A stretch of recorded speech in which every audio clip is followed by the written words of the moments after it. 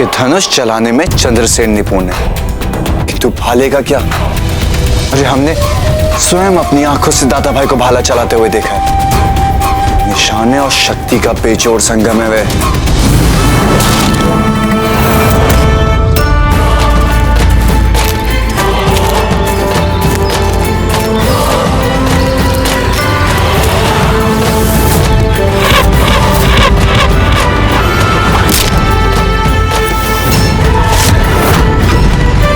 अरे लगता है आपने चंद्रसेन को भाला फेंकते हुए नहीं देखा। क्या फेंकता है?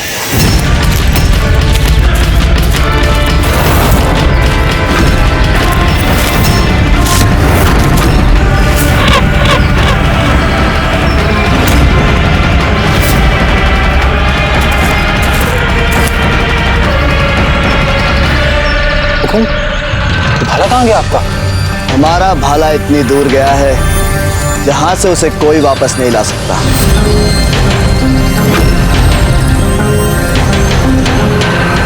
चलो मान लिया कि धनुर प्रतियोगिता और भालेबाजी दोनों में कर सकते हैं चंद्रसेन दादा भाई का मुकाबला, किंतु घुड़सवारी का क्या?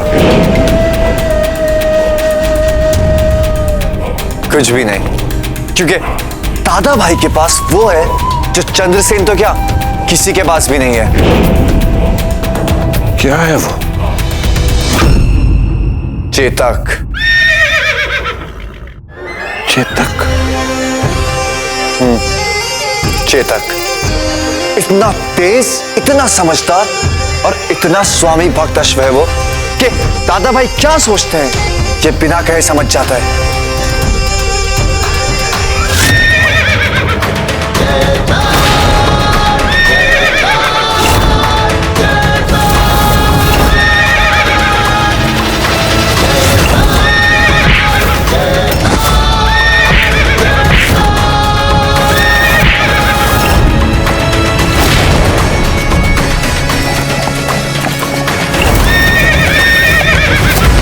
इसका अर्थ यह हुआ कि अश्वभाला प्रतियोगिता में प्रताप का पलड़ा भारी।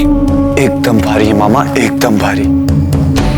एक तो प्रताप की चपल गति, ऊपर से उस चेतक की गति, विश्वसनीयता है।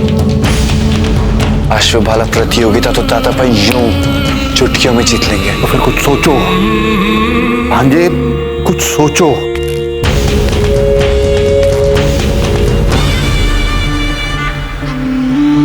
अच्छा, प्रताप को जिस पर अगाध भरोसा है, यदि वही गड़बड़ा जाए तो? मतलब चेतक? हाँ, चेतक। अगर चेतक को कुछ हो जाए तो? चेतक को कुछ? किंतु मामा हम उस तक पहुंचेंगे कैसे? क्या नाम था उस देशद्रोही के पुत्र का जिसके साथ आप दरबार में मित्रता बना रहे थे? कनकराज? हाँ, कनकराज। उसे पशुपालन मंत्री बनाया है ना प्रताप ने? बेचारा बहुत दुखी था मामा। तो फिर मिलना चाहिए ना इतने गुणी व्यक्ति से।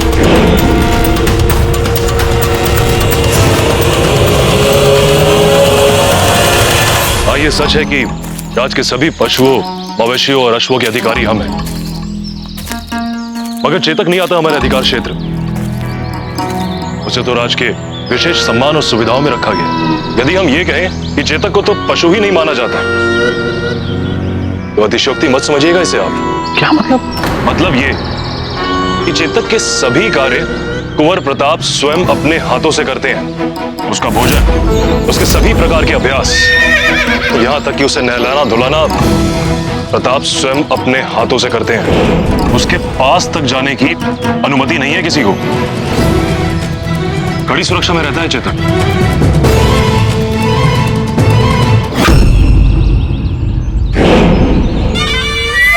अब देखिए कनकराज, प्रताप के लिए चेतक कितना ही महान या मूल्यवान क्यों ना हो, किंतु आपके जीवन को ये भिन भिनाते गोबर और कीचड़ के तले कुचल दिया उन्होंने।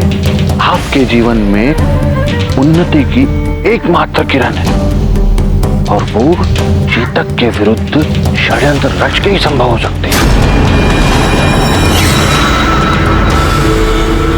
सब कुछ समझ गया, भली भांति समझ गया।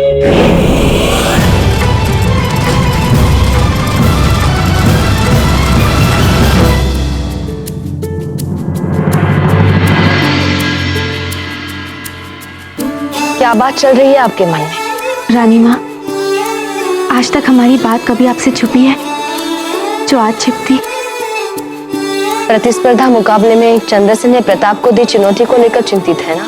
रानी माँ, कुंवर प्रताप को सबसे अधिक भली भांति आप ही जानती है। जब कुंवर प्रताप को अपने शत्रु के साथ मुकाबला करना पड़े तो वे अपना सर्वश्रेष्ठ प्रदर्शन दिखाते हैं, परंतु जब कुंवर प्रताप को किसी ऐसे व्यक्ति के साथ मुकाबला करना पड़े जिसे वो मन से शत्रु ही ना मानते हो तो उनके प्रदर्शन पर संशय होता है हमें, क्योंकि तभी उनके जीतने की इच्छा उतनी तीव्र नहीं रह पाती। भय हमें इसी बात का है रानी माँ। हम जानते हैं कि कुंवर प्रताप मन ही मन चंद्रसेन जी को बजाय अपने प्रतिद्वंदी मानने के अकबर के विरुद्ध अपने संघर्ष में साथी मानते हैं। तो फिर हारने दे प्रताप को। क्या? यही कटु सत्य है जीवन का। या तो आप परिस्थिति अनुरूप अपने आप को ढाल ले या फिर हार जाए। परंतु रानी माँ, सारे युद्ध बाहरी नहीं होते अजब। कुछ युद्ध अंतःकरण में चलने वाले होते हैं। इस संघर्ष में प्रताप को लड़ना ही होगा अपनी भीतरी निर्बलता और पूर्वाग्रहों से। और न केवल लड़ना होगा अपितु विजयी होकर उभरना भी होगा। प्रताप भली भांति जानते हैं इस मुकाबले में क्या क्या दांव पर लगा है, और यदि सब कुछ जानने के बाद भी वो हार जाते हैं तो उसका उत्तरदायित्व भी उनका ही होगा। इसलिए आपको यहाँ उनके लिए दया भाव रखने की कोई आवश्यकता नहीं है। बोझ मुक्त हो जाना चाहिए आपको। सच रानी माँ, आपसे बात करके हमारा मन हल्का हो गया।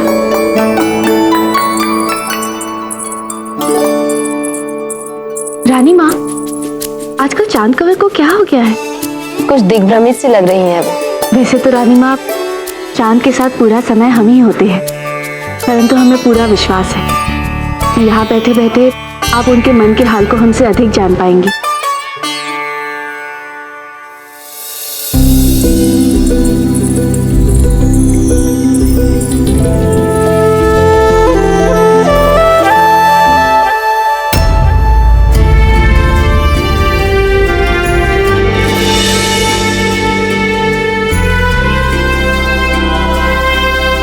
सिंह जी, आपका ध्यान किधर है? ध्यान हमारा आप ही की तरफ है दादा।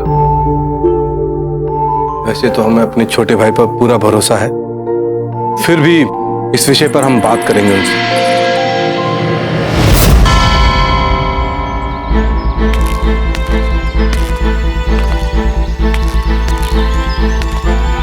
चंद्रसेन, आपको पूर्ण विश्वास है ये प्रतिस्पर्धा सही है और आपको प्रताप के विरुद्ध होना चाहिए? बात विश्वास या अविश्वास की नहीं है दादा भाई। हम ये कैसे भूल जाए कि अस्वीकृत करके हमारी भतीजी फूल को हमेशा के लिए भेज दिया गया था यहाँ से।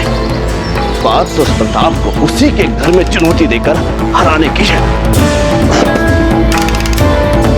और अवसर स्वयं चलकर हमारे पास आया है, सभी को ये दिखाने का कि वो कोई महान नहीं, कोई भगवान नहीं, केवल एक साधारण व्यक्ति है। आज अवसर मिला है हमें, कैसे जाने दे इस अवसर को हम हमारे हाथ से दादा भाई। और आप हमारी हार के बारे में ना सोचकर ये क्यों नहीं सोचते, जब संपूर्ण राजपुताने के राजपूतों को एक होना ही है तो क्यों ना वो हमारे नेतृत्व में लड़ाई लड़े। और जहां प्रताप जैसे महत्वपूर्ण योद्धा हमारे पास उपलब्ध हो तो फिर हम करेंगे अपने विवेकानुसार उनका उपयोग। चंद्रसेन,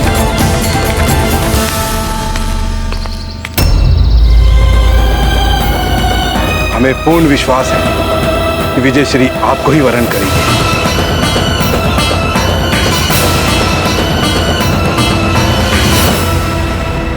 खम्मा गड़ी।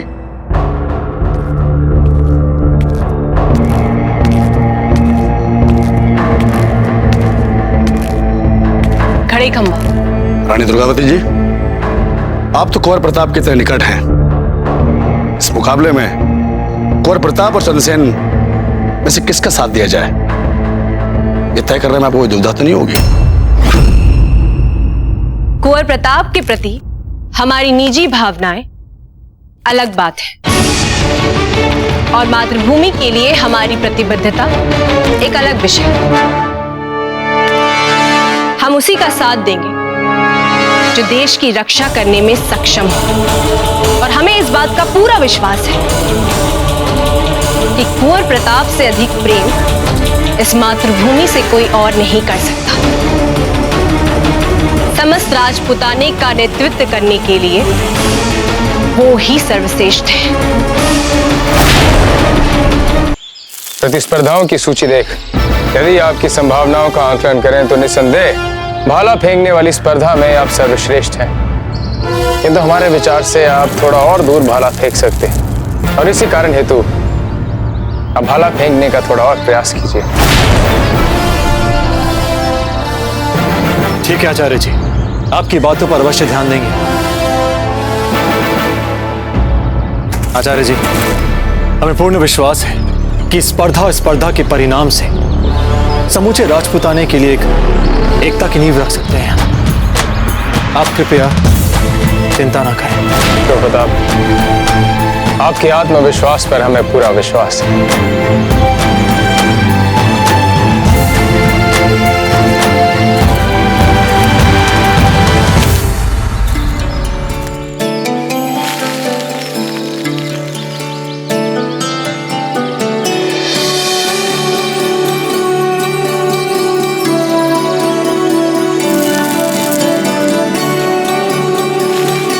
हाँ, आपका भोजन तैयार हो रहा है। आपके लिए स्वादिष्ट भोजन। लीजिए हमारे प्यारे चेतक, आपका भोजन तैयार है। इसमें से पूरा भोजन समाप्त हो जाना चाहिए। यदि कल आके हमने देखा कि आपने अपना भोजन नहीं खाया है तो हम आपसे बात नहीं करेंगे। इधर आइए आप। कल भी आपने अपना आधा चारा छोड़ दिया था। हमारे प्यारे चेतक, भोजन कर लीजिए। इन्हें भोजन दीजिए।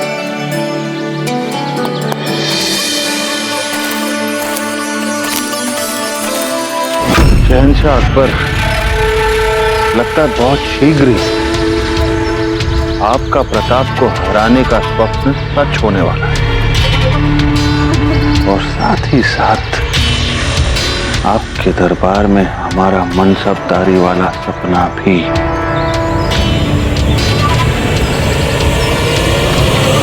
चेतक,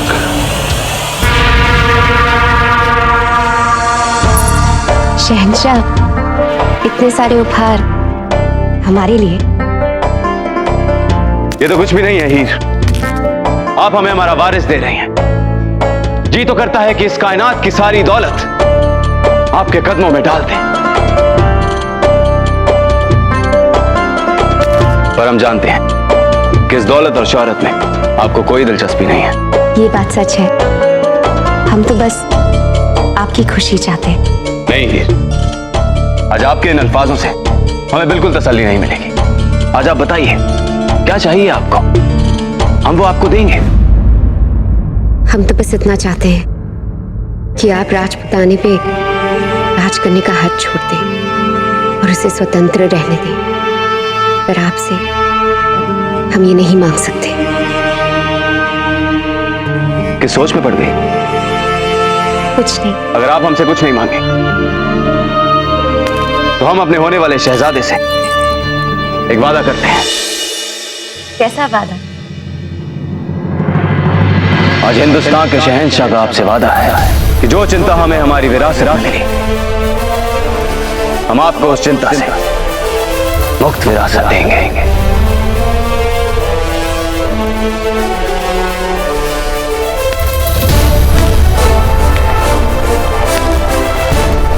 एक ऐसा हिंदुस्तान जिसके नक्शे पर हर जगह मुगलिया सल्तनत का परचम ही लहराता नजर आएगा। हीर, इतना खुश होने की जरूरत नहीं। तुम कोई बेगम नहीं, सिर्फ एक सियासी खेल का मोहरा हो।